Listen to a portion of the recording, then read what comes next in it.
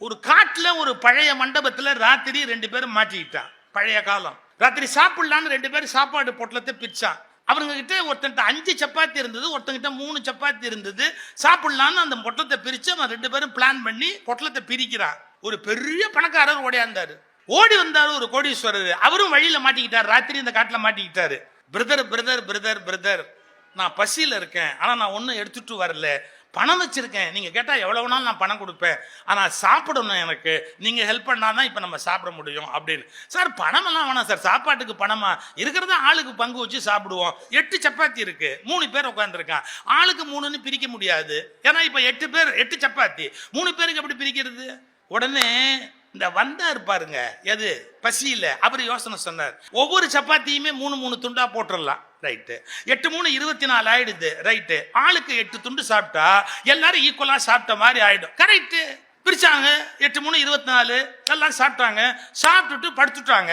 காலம்பரம் அந்த பணக்காரர் எந்திரிச்சு போகும்போது என்ன பண்ணாரு, 8 பவுன் எடுத்து முன்னாடி வச்சுட்டு, பசியா இருந்த எனக்கு சாப்பாடு கொடுத்தீங்கல்ல, அதனால நான் உங்களுக்கு திருப்பி ஏதாவது கொடுக்கணும், நான் கொடுத்தா நீங்க வாங்க மாட்டீங்க, அதனால 8 பவுன் வச்சிருக்கிறேன், 2 பேரும் பிரிச்சு எடுத்துங்கன்ட்டு போயிட்டார். 2 பேரும் முழிச்சான். முழிச்ச உடனே இந்த 5 சப்பாத்தி கொடுத்தான் பாருங்க. அவன் சொன்னான், டேய் அவரை வச்சுட்டு போயிட்டாரா, நாம என்ன பண்ணலாம் அப்படின்னு கேட்டா, நான் 5 சப்பாத்தி கொண்டாந்தேன், நீ 3 சப்பாத்தி தான் நீ கொண்டாந்த. அவர் இப்ப 8 பவுன் வச்சிருக்கிறாரு, அதனால 5 பவுன் எனக்கு, 3 பவுன் உனக்கு. என்ன சொல்றேன்? அதெல்லாம் ஒண்ணு வேண்டியதில்லை, ஆளுக்கு 4 நாள்.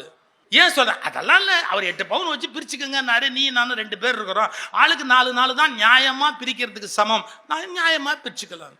நான் சொன்ன கேளு, நான் 5 சப்பாத்தி கொண்டாந்தேன், நீ 3 தான் கொண்டாந்த, ஒரு நியாயம் வேணாமான்னா. அவன் சொன்னா 2 பேர் இருக்கிறோம், 8 பவுன் இருக்கு, 4 நாளா பிரிச்சுக்க வேண்டாமா, ஒரு நியாயம் வேண்டாமான்னு. இப்ப இவன் ஒண்ணு நியாயம்ங்கிறான், 5க்கு 5. அவன் என்ன சொல்றான், 2 பேர் ஆளுக்கு 4 நியாயம்னா. கோர்ட்டுக்கு போயிட்டான். ஜட்ஜி ஜட்ஜ்மெண்ட் கொடுத்தாரு. என்ன, 5 கொண்டு வந்தவனுக்கு 7 பவுன் கொடுப்பா, 3 கொண்டு வந்தானே அவனுக்கு 1 பவுன் கொடுன்னா. நீங்க இன்னைக்கு ஒண்ணு புரிஞ்சுக்கணும், கோர்ட்டுக்கு போகாம இருக்கிறதே புத்திசாலித்தனம்னு போயிட்டு வந்ததுக்கு அப்புறம் தான் பல பேருக்கு தெரியும். இப்ப ஜட்ஜி எப்படி ஆர்டர் போட்டாரு அப்படின்னு கேட்டீங்கன்னா, யாரு 5 சப்பாத்தி கொண்டாந்தானோ அவனுக்கு 7 பவுன், யாரு 3 சப்பாத்தி கொண்டாந்தானோ அவனுக்கு 1 பவுன். முடிஞ்சு போச்சு. இந்த கோர்ட் ஆர்டரை கையில வாங்கி வச்சோன்னு சொன்னா, நான் போகாம இருந்திருந்தாலாவது, அவன் கொடுத்ததை வாங்கியிருந்தாலாவது 3 பவுன் கிடைச்சிருக்கும். இந்த ஆள் எனக்கு 1 பவுன் ஆர்டர் போட்டான் அப்படின்னு வருத்தப்பட்டான். அப்புறம் ஜட்ஜி கிட்ட கேட்டாங்க என்னன்னு. அவர் எக்ஸ்பிளனேஷன் பியூட்டிஃபுல்லா சொன்னாரு. டேய், இவன் கொண்டாந்த 5 சப்பாத்தியை 3 துண்டா பிரிச்சா என்னாச்சு, 15 துண்டாச்சு.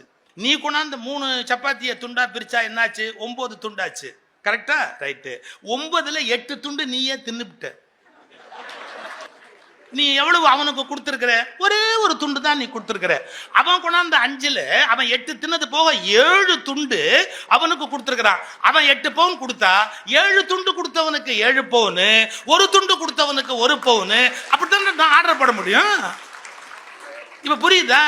ஏன் எல்லா இடத்துலயும் பார்வை ஒரே மாதிரி இல்ல? உண்மைகள் கூட ஒவ்வொருவருடைய தகுதிக்கு ஏற்ப வேறு வேறாகவே புரிந்து கொள்ளப்படும்.